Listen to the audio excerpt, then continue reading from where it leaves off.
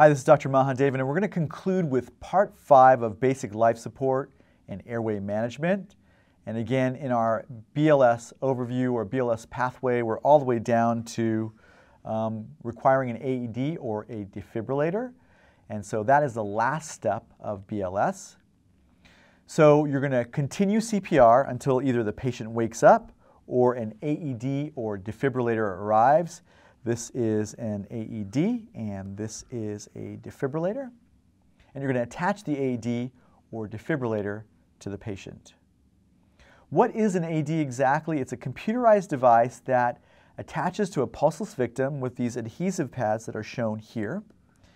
And then it analyzes the patient's cardiac rhythm, and then it makes a decision whether to shock the patient or not.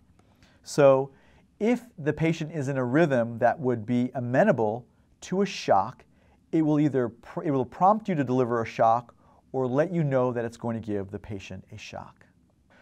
When shocking a patient, you're going to give the patient 360 joules if you're using a monophasic defibrillator.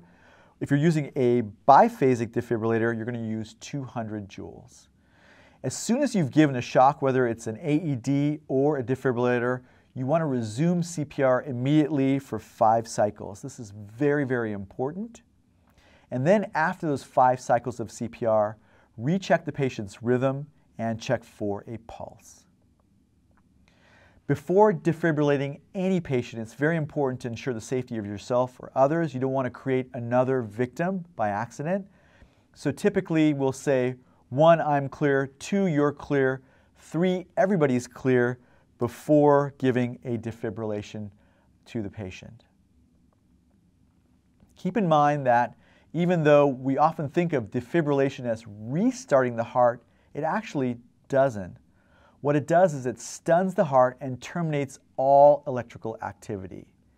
And if the heart is viable, if it's normal, what will happen is normal cardiac pacemakers will resume the electrical activity and start the heart beating again. This takes a little while, but if it happens, then the patient will eventually get their pulse back.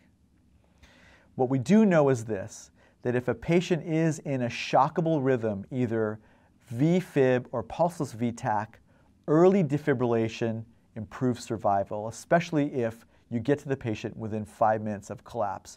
And that's why AEDs are found in so many public locations, because if you can apply that AED to someone who's had a cardiac arrest within 5 minutes of their collapse, you greatly increase their chances of survival. So again, why do we continue the CPR after defibrillation? Again, the reason is because once you've stunned the heart and we're waiting for that rhythm to start up again, initially it's often very slow and too slow to create pulses or blood pressure. And so it's important that we create that pulse and blood pressure for the patient. And the only way to do that is through chest compressions and CPR. CPR maintains the patient's circulation until the heart takes over and resumes adequate function. What does a defibrillation look like? If the patient is in a rhythm that's shockable, such as ventricular fibrillation or pulseless ventricular tachycardia, and they're connected to an AED, when it senses this shockable rhythm, it will give a warning or prompt you to shock the patient, and that looks like this. So the patient is shocked.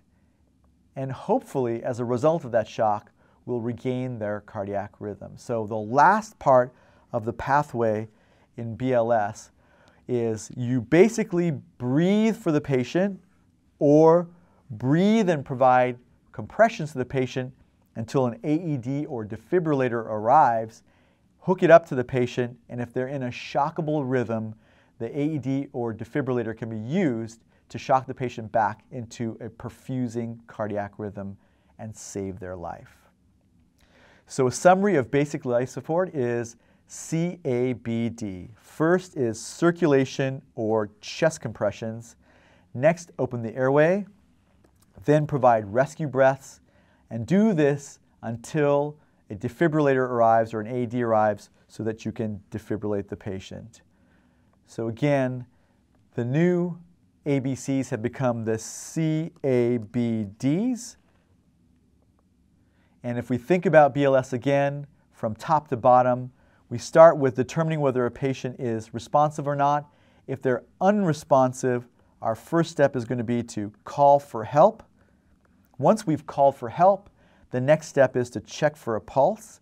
If the patient has a pulse, then you're only going to provide ventilations. If the patient does not have a pulse, then you're going to provide chest compressions and ventilations. You're going to do this until an AED or defibrillator arrives, and then if the patient is in a shockable rhythm, the AED or defibrillator can be used to shock them back into a perfusing rhythm. And that's basic life support in a nutshell. Thank you for your attention.